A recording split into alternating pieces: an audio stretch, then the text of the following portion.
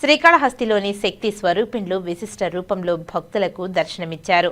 ఆయా ఆలయాలలో అమ్మవారిని దర్శించుకుంటూ మహిళా భక్తులు సాంప్రదాయ పద్ధతిలో పిండి దీపాలు వెలిగిస్తూ విశేష పూజలను నిర్వహిస్తున్నారు. శక్తి ఆలయాలు విశేష అలంకరణతో కనువిందు చేస్తున్నాయి. శ్రీకాళహస్తిలో దసరా మహోత్సవంలో భాగంగా 5వ రోజు వివిధ అలంకరణలో అమ్మవారు భక్తులకు దర్శనమిచ్చారు. శ్రీకాళహస్తి దేవస్థానం అనుసంధానమైన ముత్యాలమ్మ గుడిలో శుక్రవారం అమ్మవారు శ్రీ మహాలక్ష్మీదేవి అలంకరణలో భక్తులకు దర్శనమిచ్చారు.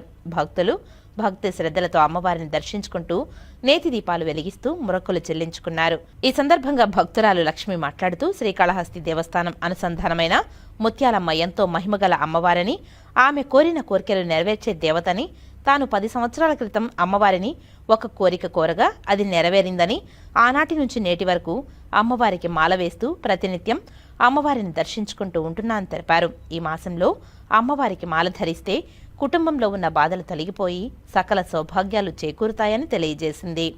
దుర్గమ్మ మాల వేసినాక నేను బాగానే ఉన్నాను. కొన్ని సమస్యలు ఉన్నాయి, ఆ సమస్యలన్నీ తీరినాయి. ఇప్పుడు బాగానే ఉన్నాను.